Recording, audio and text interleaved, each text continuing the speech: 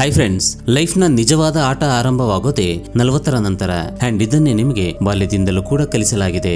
ಜೀವನದ ಅಸಲಿ ಮಜಾ 20ರ ವಯಸ್ಸಲ್ಲಿರುತ್ತೆ ಅನ್ನೋದೇನು ನಿಜ. ಕಾಲೇಜಿನ ಮಸ್ತಿ, ಮೊದಲ ಪ್ರೀತಿ, ಮೊದಲ job, young face, fit body and ಅದೇ ಆಲೋಚನೆಗಳು ಆ ವಯಸ್ಸಲ್ಲಿ ನಿಮ್ಮನ್ನ ಆವರಿಸಿಕೊಂಡಿರ್ತವೆ. ನಿಮ್ಗನ್ಸುತ್ತೆ 30ರ ನಂತರ ಎಲ್ಲವೂ ಕೂಡ ಮುಗಿದು ಹೋಗುತ್ತೆ ಅಂತ. ಯಾಕಂದ್ರೆ ಯಾವುದೇ ಲೇಡಿ ನಿಮ್ಮನ್ನ ನೋಡೋದಿಲ್ಲ, ಯಾವುದೇ ಸಕ್ಸಸ್ ಅವಕಾಶಗಳು ಇರೋದಿಲ್ಲ. ಆದ್ರೆ ಸತ್ಯ ಅನ್ನೋದು ಇದಕ್ಕೆ ತದ್ವಿರುದ್ಧವಾಗಿರುತ್ತೆ. ಯಾಕಂದ್ರೆ ಪುರುಷನ ನಿಜವಾದ ಲೈಫ್ 40ರ ನಂತರ ಶುರುವಾಗುತ್ತೆ. ಆದ್ರೆ ಯಾಕೆ ಅಂತ ನೋಡೋದಾದ್ರೆ, ಯಾಕಂದ್ರೆ ಈಗ ನಿಮ್ಮ ಸುಕ್ಕುಗಳಲ್ಲಿ ಒಂದು ಕತೆ ಇದೆ ಅಂಡ್ ನಿಮ್ಮ ಮೌನದಲ್ಲಿ ಒಂದು ಶಕ್ತಿ ಇದೆ. ಈಗ ನಿಮ್ಮ ಒಂದೇ ಒಂದು ನಡೆ ಇಡೀ ಕೋಣೆಯ ವಾತಾವರಣವನ್ನೇ ಬದಲಾಯಿಸುವಷ್ಟು ತೂಕವನ್ನ ಹೊಂದಿರುತ್ತೆ. 20ರ ವಯಸ್ಸಲ್ಲಿ ನಿಮ್ಮಲ್ಲಿ ಜೋಶ್ ಇತ್ತು, ಆದ್ರೆ ಗುರಿ ಇರ್ಲಿಲ್ಲ. 40ರ ವಯಸ್ಸಿಗೆ ಬರುವಷ್ಟರಲ್ಲಿ ನಿಮ್ಮಲ್ಲಿ ಗುರಿ ಇದೆ, ಅನುಭವ ಇದೆ ಮತ್ತು ಆತ್ಮವಿಶ್ವಾಸ ಇದೆ. ಅಂಡ್ ಈಗ ನೀವು ವ್ಯಾಲಿಡೇಷನ್ ಹುಡುಕೋದಿಲ್ಲ. ಹಾಗೇನೆ ಈಗ ನೀವು ಯಾರನ್ನು ಇಂಪ್ರೆಸ್ ಮಾಡಲು ಬಯಸೋದಿಲ್ಲ. ಯಾಕಂದ್ರೆ ನೀವು ಸಿಂಪಲ್ ಆಗಿರ್ತೀರಿ ಮತ್ತು ಅಷ್ಟು ಸಾಕು ಈ ನಿಮ್ಮ ಲೈಫಿಗೆ. 20 ವರ್ಷದ ಹುಡುಗನೊಬ್ಬ ಅಟ್ರಾಕ್ಷನ್ ಅನ್ನ ಇಷ್ಟಪಡ್ತಾನೆ. 40 ವರ್ಷದ ಪುರುಷ ಸ್ವಯಂ ಅಟ್ರಾಕ್ಟಿವ್ ಆಗಿರ್ತಾನೆ. ಯಾಕಂದ್ರೆ ಈಗ ಅವನಿಗೆ ಗೊತ್ತಿದೆ, ಯಾರಾದರೂ ತನ್ನ ಜೀವನದಲ್ಲಿ ಇರಲು ಬಯಸಿದ್ರೆ ಅವರು ಸ್ವಇಚ್ಛೆಯಿಂದ ಇರ್ತಾರೆ ಹೊರತು ಪ್ರೆಷರೈಸ್ ಆಗಿ ಅಲ್ಲ ಅಂತ.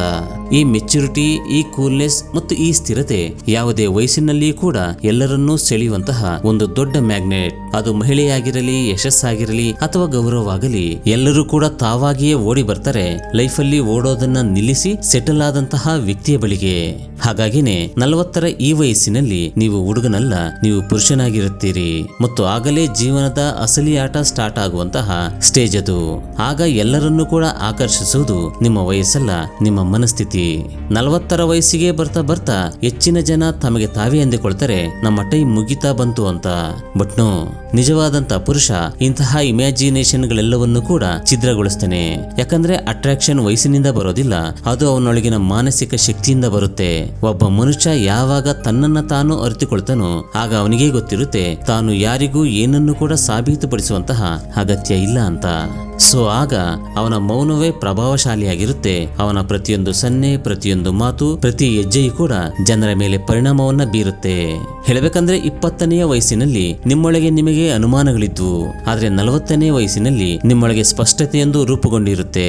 20ನೇ ವಯಸ್ಸಿನಲ್ಲಿ ನಿಮಗೆ ಪರ್ಮಿಷನ್ಗಳು ಬೇಕಾಗಿದ್ವು, ಆದ್ರೆ 40ರ ವಯಸ್ಸಿಗೆ ಬರುವಷ್ಟರಲ್ಲಿ ನೀವು ನಿಮ್ಮ ಸ್ವಂತ ಮಾರ್ಗವನ್ನೇ ಕ್ರಿಯೇಟ್ ಮಾಡಿಕೊಳ್ತೀರಿ. 20ನೇ ವಯಸ್ಸಿನಲ್ಲಿ ನೀವು ಅಪ್ರೂವಲ್ ಅನ್ನ ಹುಡುಕ್ತಾ ಇದ್ರಿ, ಈಗ ನೀವು ನಿಮ್ಮ ದಾರಿಯನ್ನ ಸ್ವತಃ ಕ್ರಿಯೇಟ್ ಮಾಡ್ಕೊಳ್ತೀರಿ. ಮತ್ತು ಈ ಒಂದು ಬದಲಾವಣೆ ನಿಮ್ಮನ್ನ ಒಬ್ಬ ಅಪರೂಪದ ವ್ಯಕ್ತಿಯನ್ನಾಗಿ ರೂಪಿಸುತ್ತೆ. ಇನ್ನು ಸೈಕಾಲಜಿ ಹೇಳುವಂತೆ ಒಬ್ಬ ವ್ಯಕ್ತಿ ವ್ಯಾಲಿಡೇಷನ್ ನ ಬದಲಿಗೆ ವಿಷನ್ ನ ಮೇಲೆ ಬದುಕಲು ಪ್ರಾರಂಭಿಸಿದಾಗ ಆತ ಇತರರಿಗೂ ಕೂಡ ಸ್ಫೂರ್ತಿಯಾಗ್ತಾನೆ. ಈಗ ನೀವು ಯಾರನ್ನು ಕೂಡ ಮೆಚ್ಚಿಸಬೇಕಾಗಿಲ್ಲ ಅಥವಾ ಎಲ್ಲರೆದುರು ನಟಿಸಬೇಕಾಗಿಲ್ಲ, ಆದ್ರೆ ನಿಮಗೆ ನೀವು ಪ್ರಾಮಾಣಿಕವಾಗಿರ್ಬೇಕು. ಅಂಡ್ ಇದೇ ನಿಮ್ಮ ಮೆಚುರಿಟಿಯ ಸಿಗ್ನೇಚರ್ ಆಗಿ ಹೋಗುತ್ತೆ. ಅಂಡ್ ನಿಮ್ಮ ಆತ್ಮತೃಪ್ತಿ ನಿಮ್ಮ ಅಯಸ್ಕಾಂತವಾಗುತ್ತದೆ. ಯಾಕಂದ್ರೆ ನಿಜವಾದ ಪುರುಷ ಮಾತ್ರ ತನ್ನೊಳಗಿನ ಭಾವನೆಗಳ ಗುಲಾಮನಾಗದೆ ಅವುಗಳ ಯಜಮಾನನಾದಾಗ ಫುಲ್ ಅಟ್ರಾಕ್ಟಿವ್ ಆಗಿ ಕಾಣಿಸ್ತಾನೆ. ಅಂಡ್ ಇದೇ ಅವನ ಸೆಲ್ಫ್ ಮಾಸ್ಟರಿ, ಅಂಡ್ ಇದೇ ಅವನ ಸೆಲ್ಫ್ ಮ್ಯಾಸ್ಕ್ಯುಲಿನಿಟಿ. ಫ್ರೆಂಡ್ಸ್, ನೆನಪಿರ್ಲಿ, ತುಂಬಾ ಹೆಚ್ಚಾಗಿ ಜೋರಾಗಿ ಮಾತಾಡುವಂತವನು ಪುರುಷನಲ್ಲ, ಕೇವಲ ಮೌನದಿಂದಲೇ ಉತ್ತರವಾಗುವವನು ನಿಜವಾದ ಪುರುಷ. ಹಾಗೇನೆ ಈಗ ನೀವು ಕೂಡ ವ್ಯಾಲಿಡೇಷನ್ ನ ಬದಲು ಡೈರೆಕ್ಷನ್ ಪ್ರಕಾರ ಬದುಕಲು ನಿರ್ಧರಿಸಿದ್ದರೆ ಈ ವಿಡಿಯೋವನ್ನ ಲೈಕ್ ಮಾಡಿ ಮತ್ತು ಕಮೆಂಟ್ ಮಾಡುವ ಮೂಲಕ ನಮಗೆ ಸಪೋರ್ಟ್ ಮಾಡಿ. ನಾನು ನನ್ನ ದಾರಿಯಲ್ಲಿದ್ದೇನೆ ಅನ್ನುವಂತಹ ಈ ಅಫರ್ಮೇಷನ್ ನಿಮ್ಮೊಳಗಿನ ಮ್ಯಾಸ್ಕ್ಯುಲಿನಿಟಿಯನ್ನ ಜಾಗೃತಗೊಳಿಸುತ್ತೆ. ಮಹಿಳೆಯರು ಯಾಕೆ 40ರ ಹರೆಯದ ಪುರುಷನ ಕಡೆ ಹೆಚ್ಚು ಆಕರ್ಷಿತರಾಗ್ತಾರೆ? ನೀವು ಎಂದಾದ್ರೂ ಗಮನಿಸಿದ್ದೀರಾ?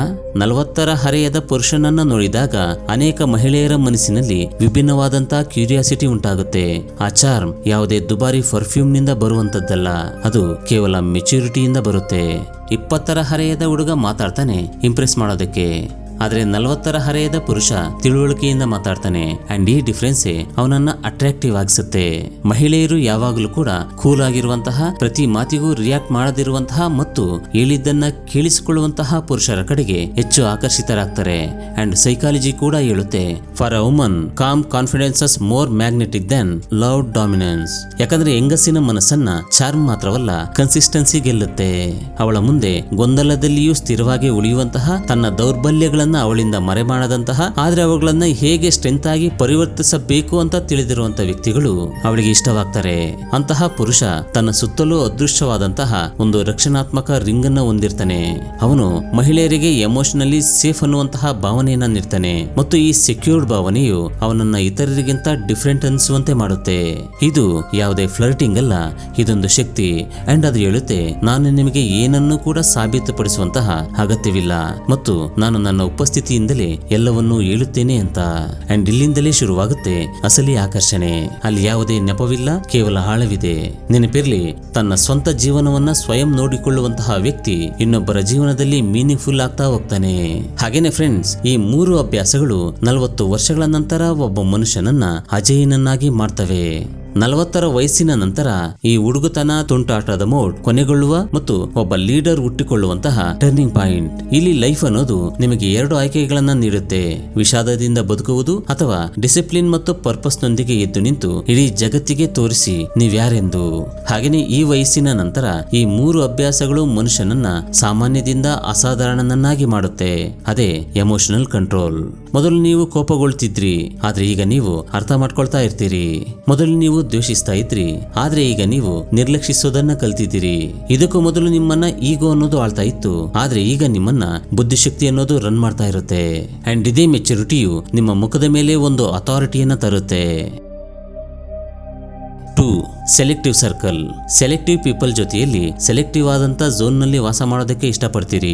ಈಗ ನೀವು ಎಲ್ಲರನ್ನೂ ಕೂಡ ಇಂಪ್ರೆಸ್ ಮಾಡೋದಕ್ಕೆ ಹೋಗೋದಿಲ್ಲ, ಬದಲಿಗೆ ನೀವು ಕ್ವಾಲಿಟಿ ಇರುವಂತಹ ಸಂಬಂಧಗಳನ್ನ ಆರಿಸಿಕೊಳ್ತೀರಿ. ಒಂದು ಸಣ್ಣ, ನಿಜವಾದ, ಒಂದು ಪ್ರಬುದ್ಧವಾದಂತಹ ಸರ್ಕಲ್ ನಿಮ್ಮ ಶಕ್ತಿ ಆಗುತ್ತೆ. ಹಾಗೇನೆ ಎಷ್ಟು ಕೂಲ್ ಆದಂತಹ ಸರ್ಕಲ್ ಇರುತ್ತೋ ಅಷ್ಟೇ ಅದ್ಭುತವಾದಂತಹ ಜೀವನ ನಿಮ್ಮದಾಗುತ್ತೆ. 3. Purpose first, distraction next. 20ನೇ ವಯಸ್ಸಿನಲ್ಲಿ ನೀವು ಕನಸು ಕಾಣ್ತಾ ಇದ್ರಿ ಅಂಡ್ 40ನೇ ವಯಸ್ಸಿನಲ್ಲಿ ಅವುಗಳನ್ನ ಪೂರೈಸುವಂತಹ ಸಮಯ ಬಂದಿರುತ್ತೆ. ಈಗ ಆಟ ಲಕ್ಸುರಿ ಬಗ್ಗೆ ಇರೋದಿಲ್ಲ, ಲೆಗಸಿ ಬಗ್ಗೆ ಇರುತ್ತೆ. ಅಂಡ್ ನಿಮ್ಮ ಫೋಕಸ್ ಪ್ರದರ್ಶನದ ಮೇಲೆ ಇರೋದಿಲ್ಲ, ಬದಲಿಗೆ ನಿಮ್ಮ ಸಾಮ್ರಾಜ್ಯವನ್ನ ನಿರ್ಮಿಸುವುದರ ಮೇಲೆ ಇರಬೇಕಾಗುತ್ತೆ.